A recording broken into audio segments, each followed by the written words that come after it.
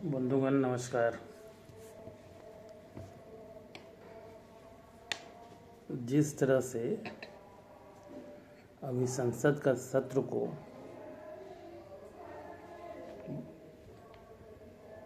समय को बर्बाद किया जा रहा है,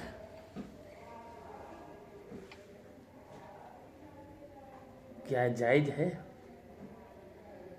जिस तरह संसदीय मर्यादा को तोड़ा जा रहा है, क्या है उचित है?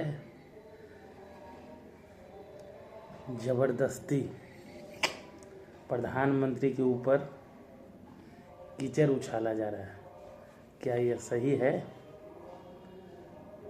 जिस प्रकार का मर्यादित व्यवहार का प्रयोग विपक्ष के सदस्यों के द्वारा प्रधानमंत्री को किया जा रहा है, क्या यह उचित है?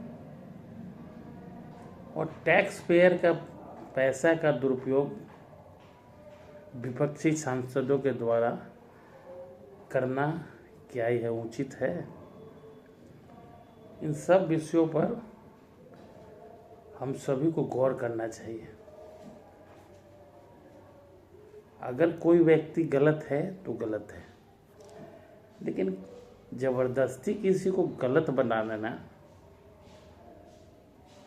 कहीं न कहीं यह ना समझी है।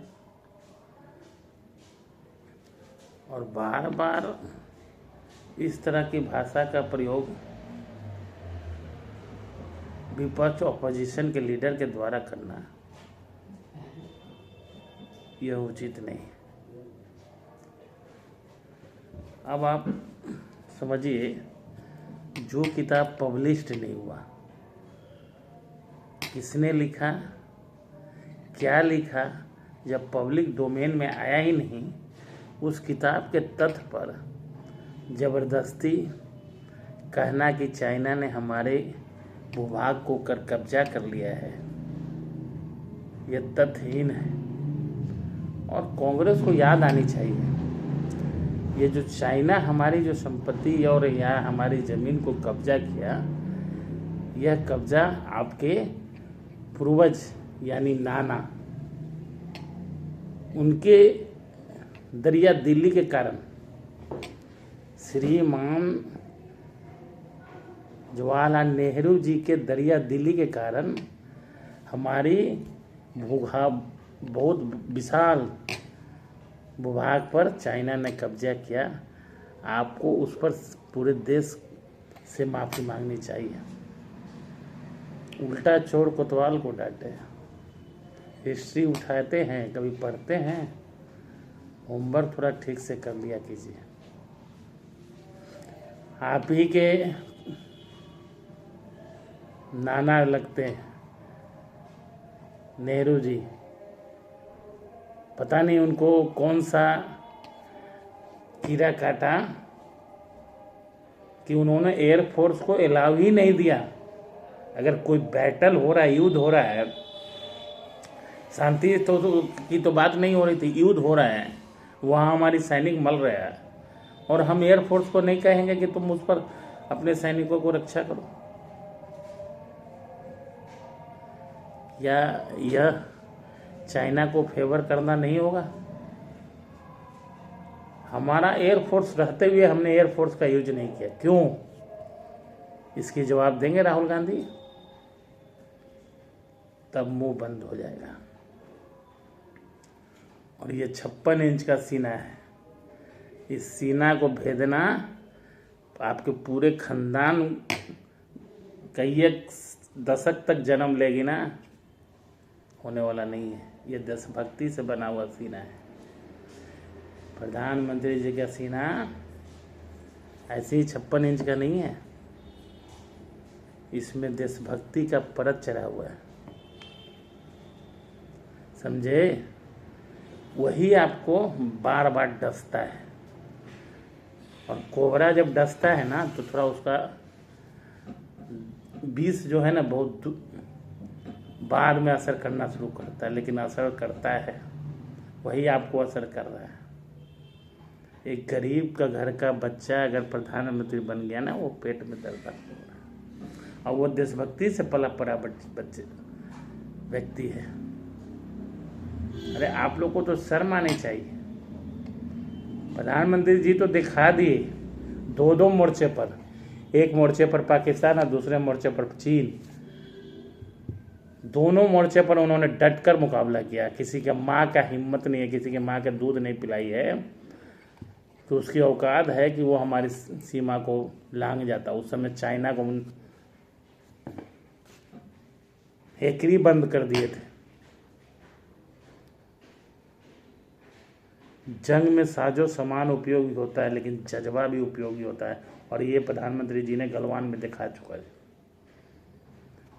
एक तरफ से चाइना की लड़ाई और एक तरफ से पाकिस्तान की लड़ाई, दोनों मोर्चों पर उन्होंने डटा। है हिम्मत? नहीं, क्योंकि जब देशभक्ति की बात आती है ना, तब प्रधानमंत्री जी को याद किया जाएगा, और जब गद्दारी की बात आएगी ना, तब तक आप लोगों का याद किया जाएगा। तो अपने आप से पहले आप अपने खुद से कंपैरिजन कर लीजिए। कितने घोटाले, आज़ादी के तुरंत बाद जीप घोटाला आप ही लोगों ने किया। किसकी सरकार थी? घोटाला 47 में आज़ादी, 48 में घोटाला। तो घोटालेबाज के तो आपका इतिहास रहा है, घोटालाबाज करना। अगस्ता वेस्टलैंड, ये वेस्टलैंड, वो वेस्टलैंड, ऐसे वैसे, पेफोर्स घोटाला है, ये घोटाला। घोटालों की तो जननी है आप, और जो व्यक्ति साफ है उसको चरित्र पर आप दाग लगाना चाहते हैं। लेकिन है ना, चंदन विषयापत नहीं लपटे रहत भुजंग। चंदन में कितने सर्फ लपेटे रहते हैं, लेकिन चंदन में एक विष घुसता है नहीं। ठीक उसी प्रकार प्रधानमंत्री जी अतुलनीय है। 24 आवर 24/7 जनता के लिए, जनता के सेवा के लिए। कभी आपने देखा है अपने लिए? कभी उनके कपड़ों पर, कभी उनके पहनावे पर, क्या कपड़ा क्या पहनावा। संत आदमी,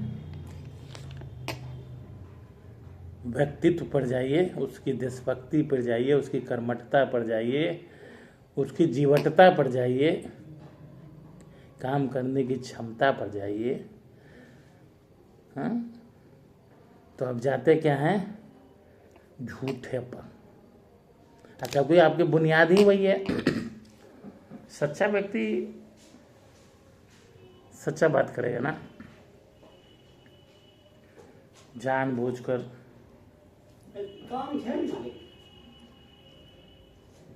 जानबूझकर तथ्यों को तोड़ मरोड़ कर पेश करना कहीं उचित है? कहीं से उचित नहीं है।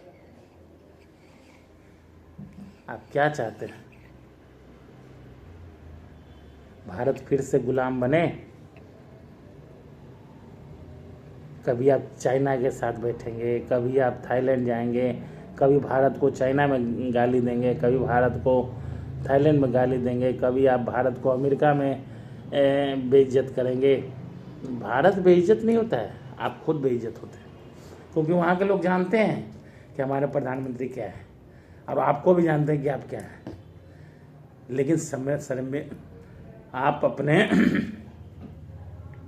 जुबान पर थोड़ा सा संयम रखें।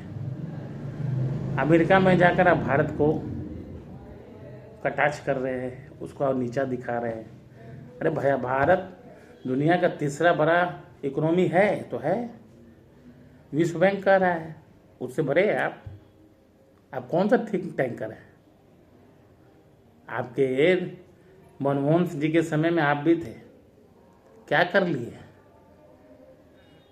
इसलिए भ्रम मत पालिए और जबरदस्ती की भाषा ना बोले, यही उचित होगा।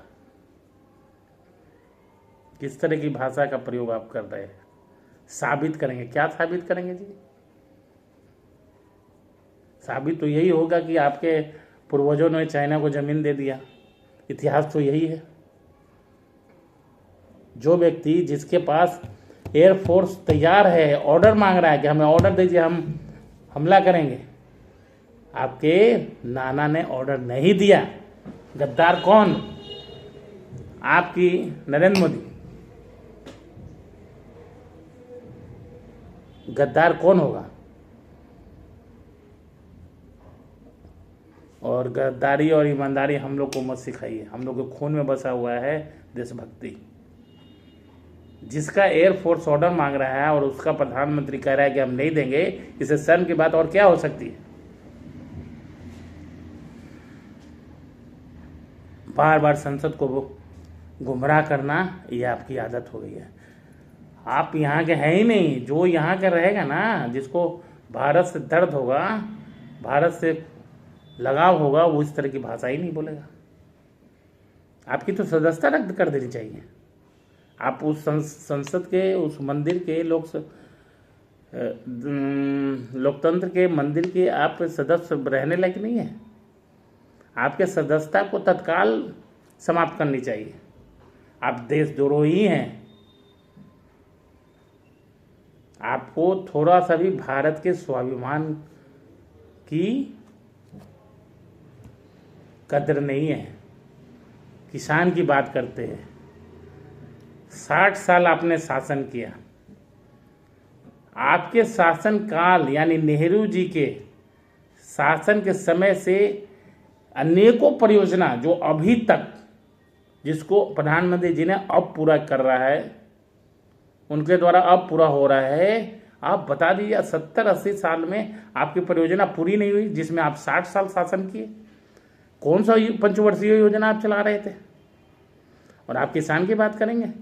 आपके शासनकाल में किसान मरते थे खाद के कालाबाजारी से। पानी नहीं मिलता था, रेट नहीं मिलता था। आपने किसान को क्या बना रखा? टेक्नोलॉजी नहीं थी उसके पास। बैल से हर जोते थे। किसान 2 वक्त की रोटी नहीं थी। और आप बात करते हैं किसान का। किसान को आपने मजदूर बना कर रख दिया था, बंधुआ मजदूर। वो दिन आप 60 साल आपने भारत पर आ दिया। आप चाहते तो किसान को आप टेक्नोलॉजी से युक्त कर कहाँ से कहाँ पहुंचा देते, लेकिन आपने ये नहीं सोचा। आपने कभी ना स्टार्टअप शुरू किया, ना कभी किसान के बारे में सोचा, और आपके मुंह से ये सब शोभा नहीं देता। किसान, और यही तो करते हैं आप कि किसान को में आग लगाकर और वो हमारा तिरंगा को आपने नीचे गिरवा दिया। शोभा देता है? और हम लोग किसान के साथ आज भी हैं, कल भी थे और आगे भी रहेंगे, उसके हर सुख दुख में। वो हमारा भाई है, अन्नदाता है। इसकी कल्पना करके हम लोग जीते। आपके तरह नहीं है दिखावटी। जो हैं सो हैं। और एक ममता बनर्जी जी हैं।